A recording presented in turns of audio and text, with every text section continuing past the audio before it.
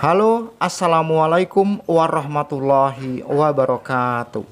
Para kadang musisi, seniman, dan seniwati, selamat bergabung kembali di channel ini. Dalam video kali ini kita akan membahas fungsi dan kegunaan cemeti pada pentas jaranan.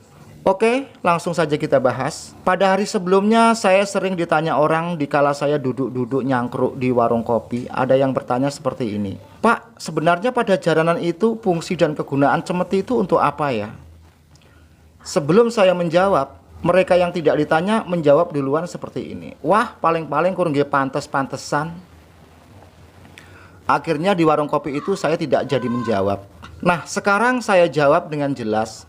Untuk yang mengatakan cemeti itu hanya sekedar untuk pantes-pantesan, ya memang betul mas, namanya pada seni atau pada pentas. Seni itu memang untuk pantes-pantesan, karena kalau tidak pantes namanya bukan pentas. Kalau Anda sudah paham, silahkan Anda ceklek di jempol video kali ini. Namun cemeti atau pecut tersebut sebenarnya bukan hanya sekedar untuk pantes-pantesan saja.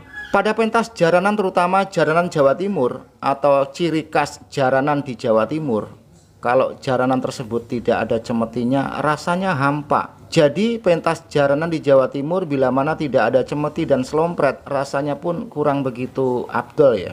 Cemeti itu biasanya digunakan di saat jaranan tersebut mau mulai.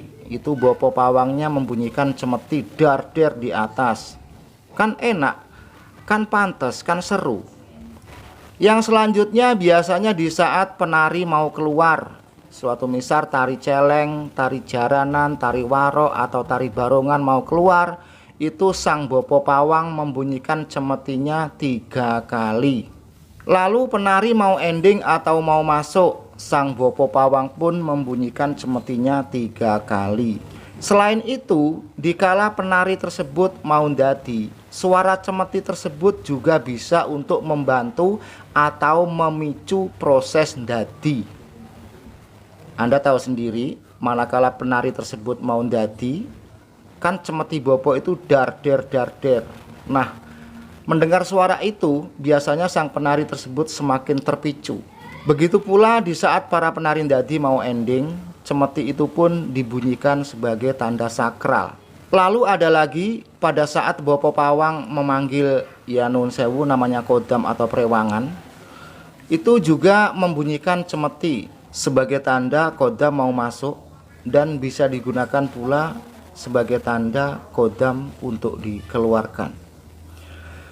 Selanjutnya lagi, di saat jaranan tersebut mau berakhir, maka cemeti itu juga dibunyikan berkali-kali sebagai tanda salam.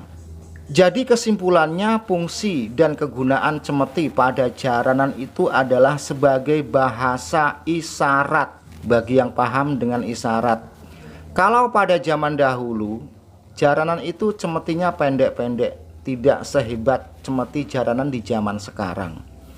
Kalau zaman dahulu cemeti itu maksimal 3 meter atau 2,5 meter. Dan fungsi cemeti itu, maksud saya pada zaman dahulu, kalau ada pemain yang sakar PDW atau dia kelayapan ke penonton hingga penonton tersebut takut, maka untuk mengendalikannya dengan memakai cemeti tersebut.